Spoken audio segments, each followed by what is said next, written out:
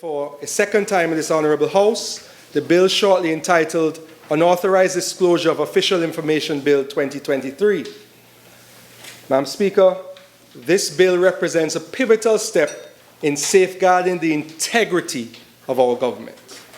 In frank and plain language, Madam Speaker, a culture has developed in our civil service where there is no respect for the confidentiality of sensitive government information and documents. Government employees and contractors had sensitive government information stored in their personal sweetlikearosepedal@gmail.com and WWE superfan@hotmail.com inboxes. You had another one, Minister? Got another suggestion? The government was also leaky like a worn-out strainer. Even cabinet documents were leaked in our recent past. The protection of sensitive government information is not a local issue. It is an international standard, even in the legal framework of our mighty northern neighbor. Why do you think former President Trump is in hot water for allegedly carrying his top secret presidential files to Mar-a-Lago? Why President Biden is in hot water for allegedly keeping his secret Obama-Biden administration records in his garage? And why former Secretary of State Hillary Clinton was in hot water for allegedly using a private email server for official public communications rather than using the official State Department email accounts maintained on federal servers. This is because the operation of a government is serious business. Certain sensitive government documents and files should remain confidential to protect national security, preserve diplomatic relationships, maintain the integrity of ongoing investigations, and safeguard sensitive information crucial for effective financial planning. The Freedom of Information Act, amended earlier this year, a law which we are proud of, and what this administration is bringing into force for the first time in our country, provides a mechanism by which the press and the general public can access certain government information. But even that beacon of transparency and accountability makes exceptions for certain documents. In other words, the press and the general public can access government documents and information except those that are considered sensitive, confidential, or privileged, such as, and I'm quoting from the Act, personal information about the general public and civil servants, name, age, date of birth, any medical conditions that are in the government storage. Privileged information in legal proceedings, that goes without saying. Information obtained from a third party that contains a trade secret, or to communicate it or would be likely to seriously prejudice the commercial or financial interests of that third party. I'll give an example of that later down, Madam Speaker. Information obtained in confidence from another state or international organization, and to communicate it would likely to cause serious prejudice to the relations with that state or international organization. Information likely to endanger the life, health, and safety of a person. Information likely to cause serious prejudice to the prevention or detection of crime, the apprehension or prosecution of offenders, the administration of justice, the assessment or collection of any tax or duty, or the operation of immigration controls. Information likely to cause serious prejudice to the defense or national security of St. Kitts and Nevis. Information likely to cause serious prejudice to the ability of the government to manage the economy of St. Kitts and Nevis, or to the legitimate commercial or financial interests of a public body. Information likely to cause serious prejudice to the effective formulation or development of government policy, seriously frustrate the success of a policy by premature disclosure of that policy, significantly undermine the deliberative process in a public body by inhibiting the free and frank provision of advice or exchange of views, or significantly undermining the effectiveness of a testing or auditing procedure used by a public body, or official records of any deliberation or decision of cabinet. Madam Speaker, these are the types of information that are sensitive, confidential, privileged, secret, top secret, and therefore should not be leaked. So I encourage everyone listening to tell the bloggers for hire to stop taking money from nefarious politicians to tell our people lies. Tell those bloggers to stop the lies while we do the work of the people and stop the leaks. If there's anything I wish all listeners to remember, the Unauthorized Disclosure of Official Information Bill 2023 prevents leaking of confidential, privileged, and sensitive information only. I'm going to repeat. The Unauthorized Disclosure of Official Information Bill 2023 prevents leaking of confidential, privileged, and sensitive information only. The Freedom of Information Act provides an avenue to information that is not confidential, privileged, or sensitive. The Unauthorized Disclosure of Official Information Bill is a sister bill which prevents such confidential, privileged, and sensitive information from being leaked through the back door. That is it, and that is all.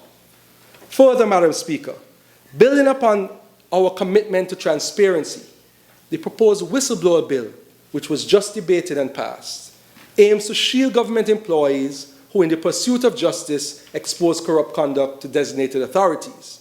However, as was raised in the debate, a stark realization dawned upon us.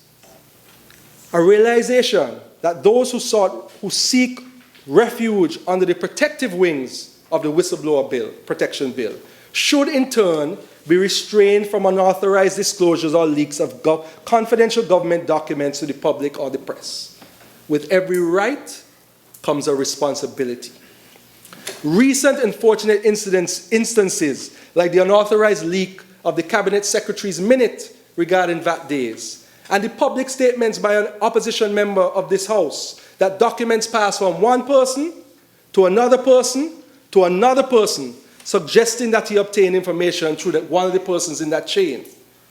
Those underscore the urgency of addressing this leakage concern as part of the good governance transformation.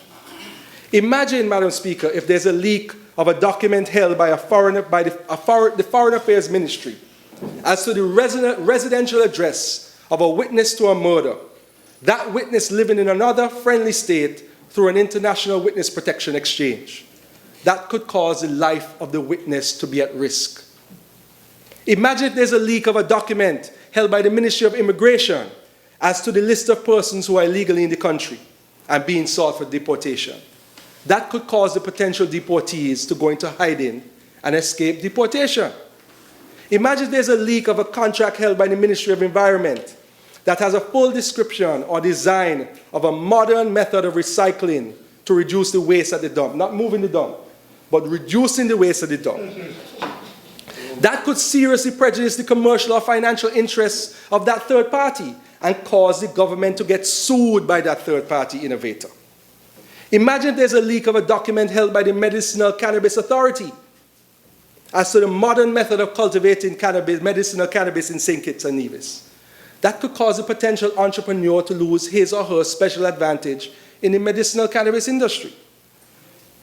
Imagine if there's a leak of the time and the vehicle to be used for the transportation of a cache of rifles to be delivered to the Defense Force camp. That could cause the receiver of the leak to hijack the vehicle, steal the guns, causing a national security issue. That is the type of leakage we are trying to stop. I could go on, but those are all sensitive matters that should not be leaked in the public interest. So, Madam Speaker, at its core, the Unauthorized Disclosure of Official Information Bill 2023 endeavors to bridge a legislative gap by establishing criminal offenses for the unauthorized disclosure of defined damaging and confidential information. We have drawn inspiration from the UK Official Secrets Act 1989, and this bill integrates the above-mentioned privilege matters contained in the Freedom of Information Act. That's why I say it's a sister act. So as we advance with the comprehensive legal reforms and good governance, including the 5 fundamental and interlinking legislative pillars to sustain the good governance institutional infrastructure in St. Kitts and Nevis, we recognize the need for a legal fortification against unauthorized disclosures of confidential, sensitive, or privileged information. Critical sections of the bill, Madam Speaker, namely sections 3 to 11, criminalize unauthorized disclosures of information related to matters of national security, international relations, crime and special investigation powers, other unauthorized disclosures, information resulting from unauthorized disclosures, or entrusted in confidence, and information entrusted in confidence to other states or international organizations. In Section 8, the other unauthorized disclosures involve information within the boundaries set by the Freedom of Information Act. I want to make that clear. This act works as a sister to the Freedom of Information Act. It includes confidential government communications, prejudicial commercial communications, matters related to health and safety, information about sustainable development, and more. This section fortifies the protection of sensitive information, ensuring the government's ability to operate effectively without compromising its duties to the public. Section 12 delves into the responsibilities of public officers and government contractors, emphasizing the duty to prevent the unauthorized disclosure of confidential, sensitive, or privileged information.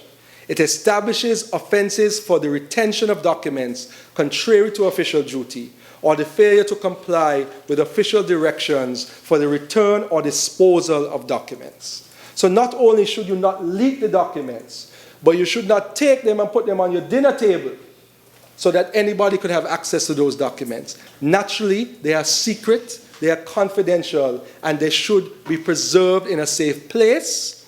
And when you're senior, if you work in the office of the Prime Minister, and the Prime Minister says to you, destroy that document, you should not be making a copy first and keep it in your trunk in your car.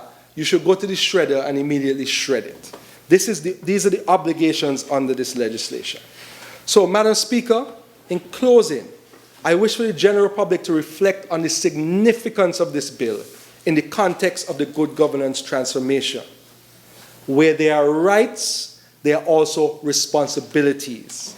It is not merely a legal text, but a manifestation of our dedication to creating a government that operates with transparency and accountability, but respects sensitive information, all in our resolute commitment to the public good.